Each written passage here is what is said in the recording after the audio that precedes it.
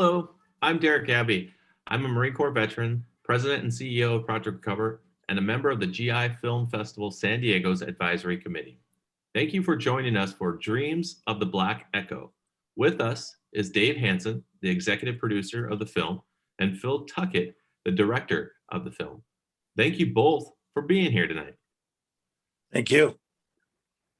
Dave, you are a Vietnam veteran. Could you tell me, how did this film come about and what impact has this had on you? Well, this year is 50 years since I returned from my combat in Vietnam. And immediately after, which I mean for maybe the 10 years after my return, I had no desire to even hear the word Vietnam again. And the idea that I would ever return was completely remote. However, I always was interested in Vietnamese people and in the whole situation behind the war in Vietnam, and I understood the controversy. It was a very controversial war, as you might know, at that time. And in 2003, I first re-engaged with veterans for that entire time from 71 to 2003. I never had any engagement with other veterans or Vietnam or any of it.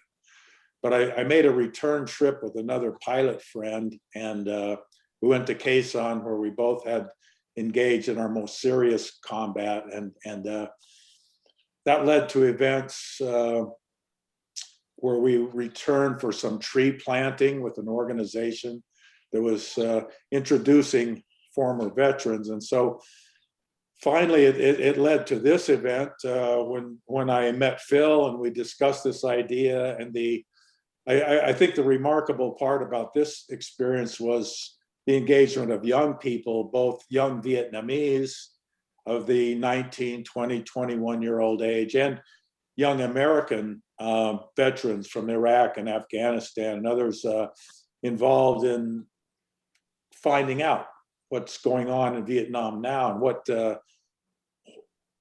this reconciliation of former enemies looks like. And it's a pattern that every American generation since our revolution has engaged in a war, when you look historically.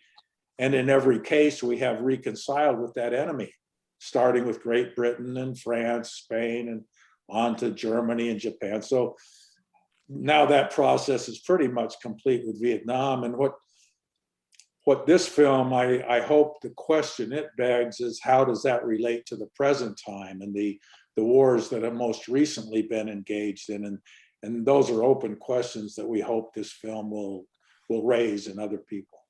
Well, it definitely did that with me, and you and I have talked about that. You know, my involvement with Iraq and Afghanistan, and kind of trying to put myself in the shoes of those that were in the film, and having engagements like that were displayed with what was a former enemy. And it seems so foreign now, but to your point, it's happened with every single conflict that we've been involved in. We've reconciled with that former enemy and then found ways of coming together in the future. And so, I hope somewhere down the road, as I get older and further away from this conflict, and those wounds on both sides are less raw, we have an opportunity to connect in some ways. But it just seems so much like a dream to me. Was that time in 2003, were you thinking you were going to go back to Vietnam, or were you just finding a way to reconnect? What was the intention? Well, I first went to a veterans reunion of helicopter pilots in 2003, and then things started to sort of snowball. And a good friend of mine, a pilot friend, our wives, the four of us, went. And touring in Vietnam was more complicated then. It's become very tourist friendly in recent years, but then it was more cumbersome. But we went, and we didn't know what to expect. We didn't know if people would be hostile, if they would be angry, which would be natural. It would not be unexpected, but we were surprised to find that people were friendly and interested in meeting us and talking about things. And I actually met with some meaningful Vietnamese communist veterans, and we had some pretty candid conversations. And so I was pleasantly surprised about the ability to communicate, and that kicked things off from there. I can imagine. Phil, you're an accomplished filmmaker. I mean, more than an accomplished filmmaker. You're an Emmy award-winning filmmaker. How did this project come to you, and why did you decide to get involved? Well, I teach at Dixie State University in St. George, Utah. After a 38-year career at NFL Films back east, I decided to come back to the homeland because I'm from Utah. And I was offered the opportunity to start a film program at Dixie State University in St. George. And so one of the things I wanted to do was institute a film festival just for documentaries called DocuTah. And I think right off the bat, we had a big hit with the name DocuTah. Nobody else is going to steal that name. You know, we didn't even need to copyright it. And so for the last 11 years, we've had the festival. And 4 years ago, I believe, Dave and his son Luke had entered a film about this reconciliation with the people in Vietnam and soldiers that had been on the other side of the fighting, and the tree planting.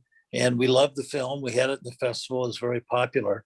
And Dave invited some of the faculty from Duy Thanh University in Da Nang, Vietnam, to come and see the festival and talk to our students.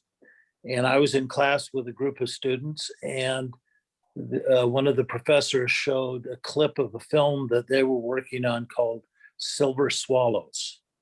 And it was about the air war in Vietnam, but it was about the point of view of the Vietnamese pilots.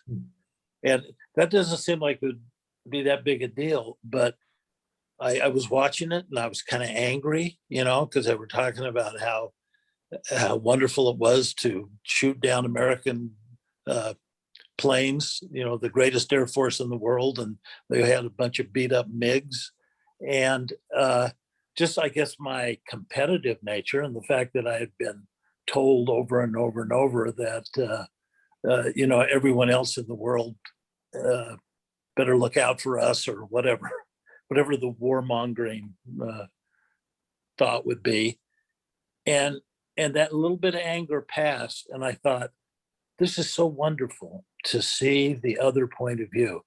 It just opens up all kinds of ideas and questions. And I just thought, sitting in that class, watching that film, that Dave and I should work together to make a film that shows both points of view and kind of equally balanced back and forth. And what can we learn from that?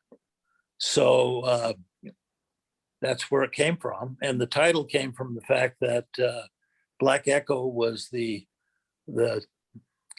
warfare in the under Vietnam, where Americans tried to neutralize all of the war machine that existed underground in Vietnam, and they called that Black Echo. And we had one of the people that took part in that talking about how he still dreams about being down in those tunnels with the fear. Yeah, Shorty. Yeah. It made a big impression on me when I watched the film, that's for sure. Yeah, and so that title came to me, and Dave agreed with it. And it took us, how long, Dave? Probably 3 years to bring all the pieces together. Yeah, I think from concept to completion was about 3 years. Yeah. Yeah. And Dave made a huge contribution because he took over the closed captioning of the translations because it was half and half. It was half English and half Vietnamese, and different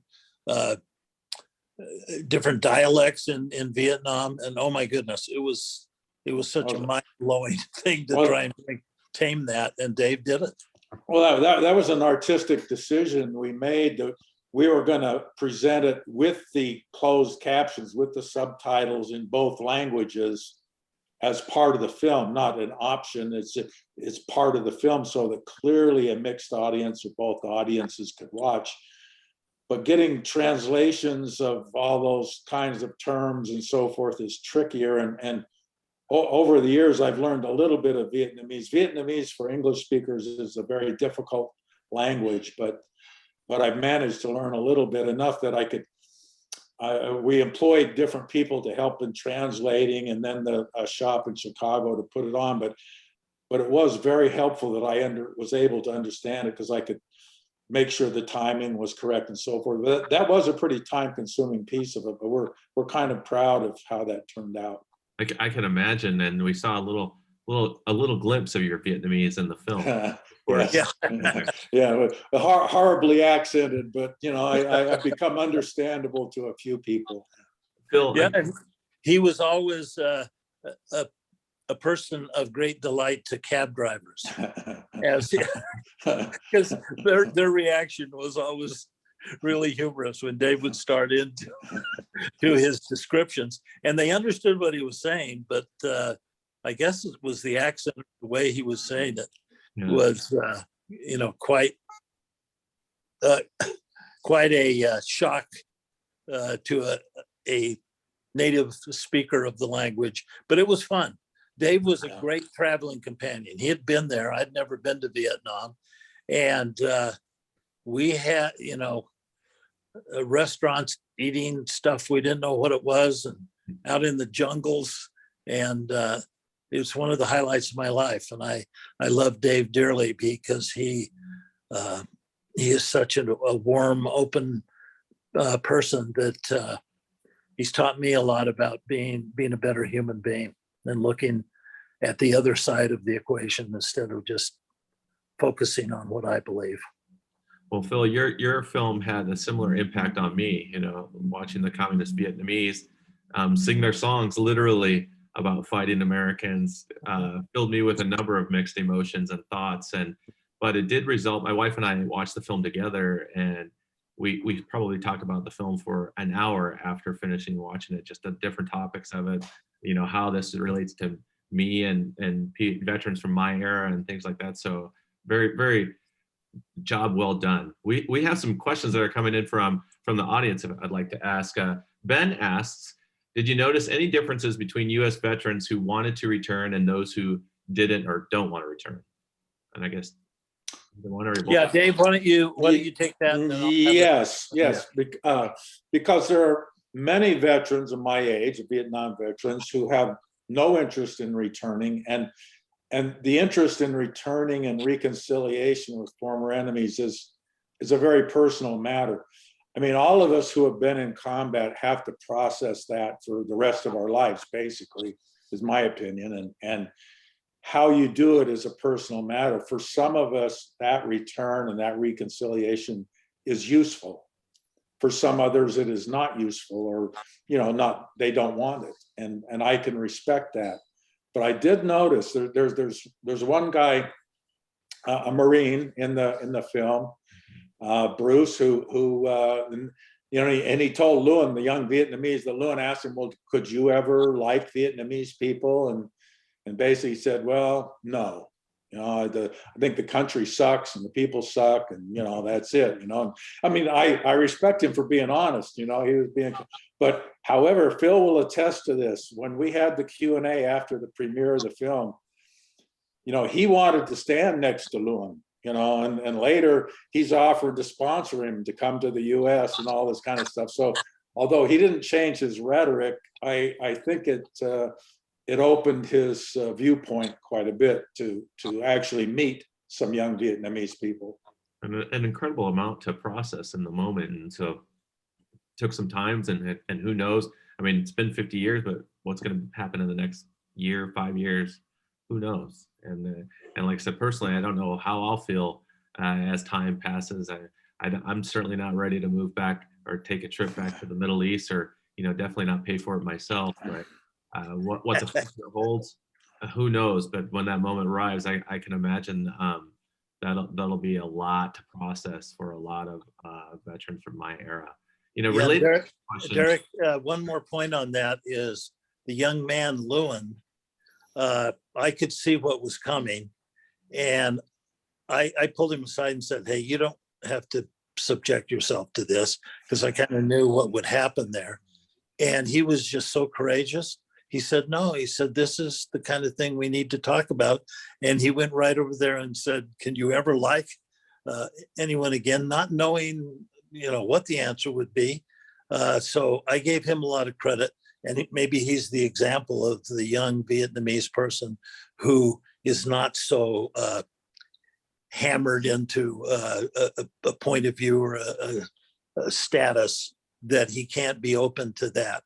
And Lewin was an amazing young man and still is. Dave is still in touch with him, and we think of him all the time and fondly, because he spent 2 months here in the United States going to school at my university. We have a question related to that from Lorna. Dave and Phil, great film, she says. Thank you. How similar or different are the reactions to the film between Vietnamese and American audiences? Well, I'll take a part of that. The Vietnam has a very structured government, you might say.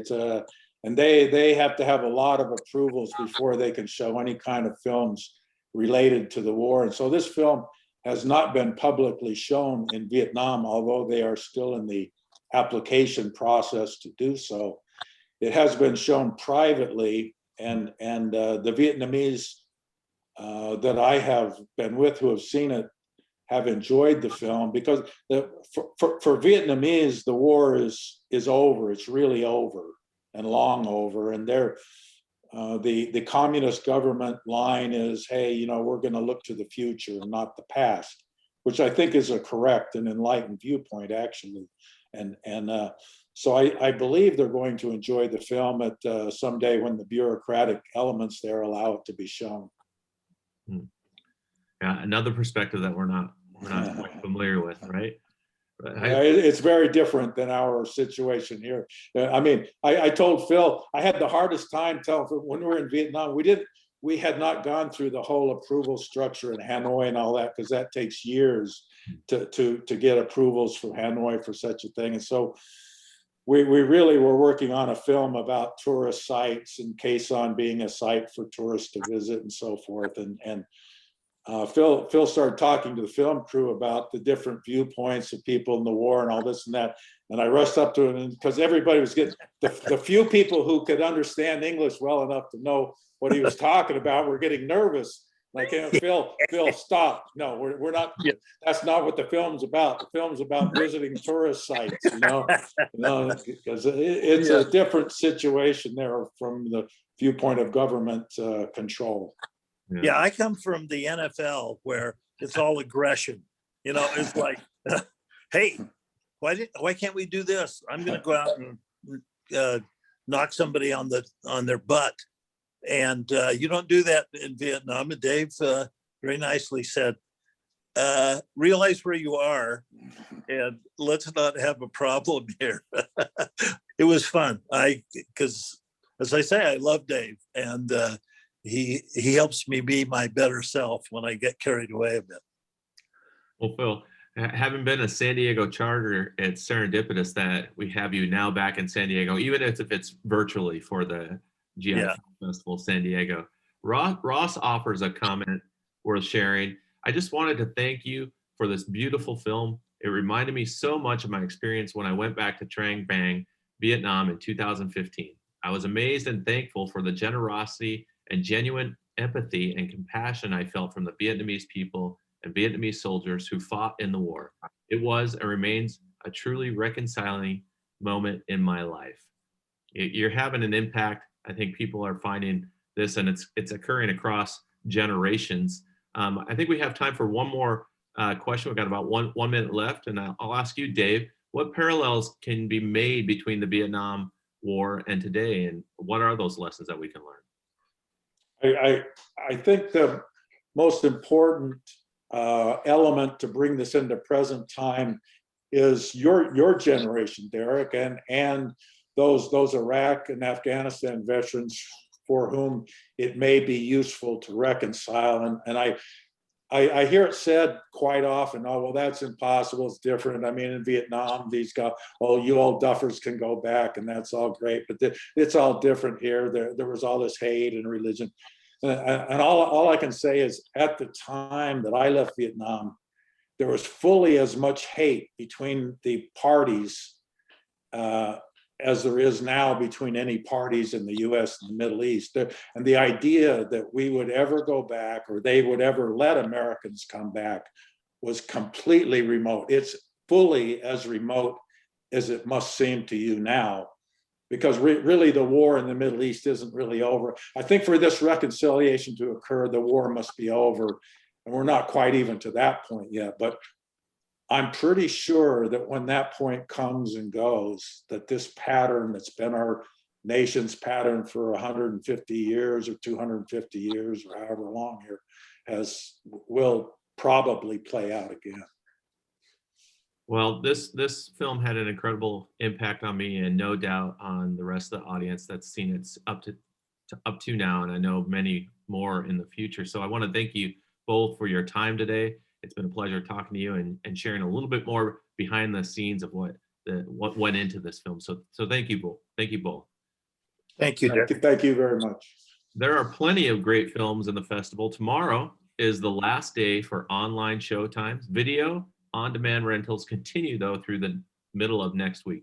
We hope you see as many films as your schedule allows. You can find the full schedule, tickets, and on-demand rentals at gifilmfestivalsd.org. Thank you to all involved for making this virtual festival possible, including my fellow advisory committee members, the Film Consortium San Diego, our filmmakers, and our festival sponsors and partners, the California Arts Council, Scatina Daniels Communications, National University, Task and Purpose, and the San Diego International Airport Arts Program. In the email reminder you got for this screening, there was a link to our attendee survey. It takes just a few minutes of your time, and your feedback will help us make the 2022 GI Film Festival San Diego better than ever. Thank you.